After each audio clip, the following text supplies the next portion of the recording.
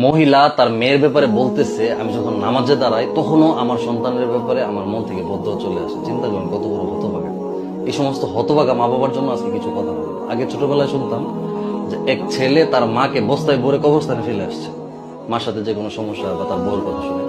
তো সে যখন রাতের বেলা কবরস্থানে ফেলে চলে আসতেছে তখন খেয়াল রাখতেছে মা বস্তার ভিতরে শুয়ে শুয়ে বা ওইখানে হাত পা ভাঙা অবস্থায় ছেলের জন্য দোয়া করতেছে, আল্লাহ আমার ছেলেকে যেন ছেলে কেমন না দেয়। আর এখনকার বাবা মারা পানের থেকে চুন খুঁজতে ছেলে মেয়েকে বদদোয়া দেয়। ওই দিন একটা ঘটনা শুনলাম, এক ছেলেকে তার মা বলতেছে তুই মরলে আমি তোর জন্য ফকির খাওয়াবো। কিছুক্ষণ পরে বৃষ্টি নামছে, তো ছেলেটা ছোট ছিল, তার সমবয়সী বাচ্চাদের সাথে সে গেছে খেলতে খেলতে খেলতে এক পর্যায়ে পুকুরে চলে গেছে, লাফালাফি করতেছে। লাফালাফির এক পর্যায়ে বাচ্চাটা পানিতে ডুবে গেছে। আর অন্য অন্য বাচ্চারা ভাবছে কি সে লুকোচুরি খেলতেছে, ডুবে পরে শেষ পর্যন্ত মারা গেছে।